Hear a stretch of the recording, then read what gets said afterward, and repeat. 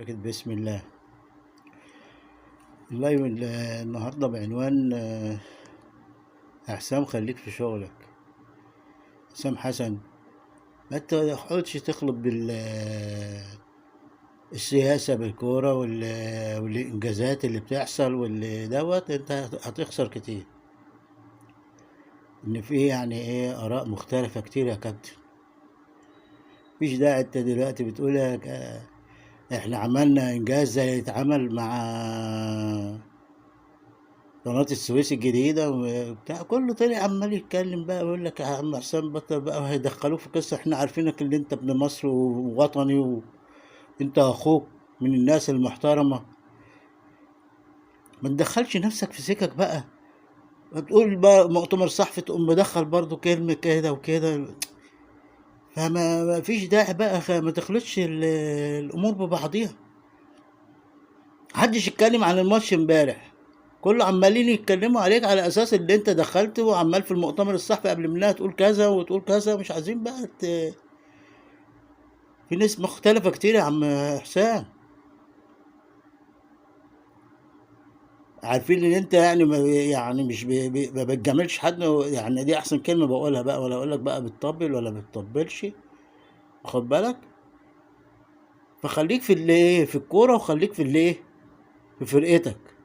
عشان صدقني اللي انت ربنا كرمك وايه، ومسكت منتخب مصر.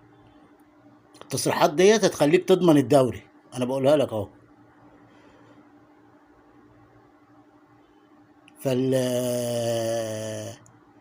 الماتش امبارح ربنا كرمنا بتلات اجوان ماشي، خدت بالك. بس اتعجلنا في الشوط التاني، محدش يتكلم. الهجاص اللي طلع اتكلم يقول لك حسام حسن انقذ اتحاد الكرة من عشان اتحاد الكرة دوت هو بيدافع عن فرقة معينة.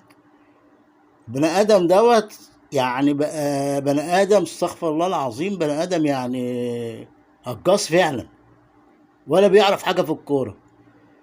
فين التحليل بقى اللي الشوط التاني اللي احنا اتضغطنا فيه؟ يجي تلات اربع كور كانت اجوان محققه.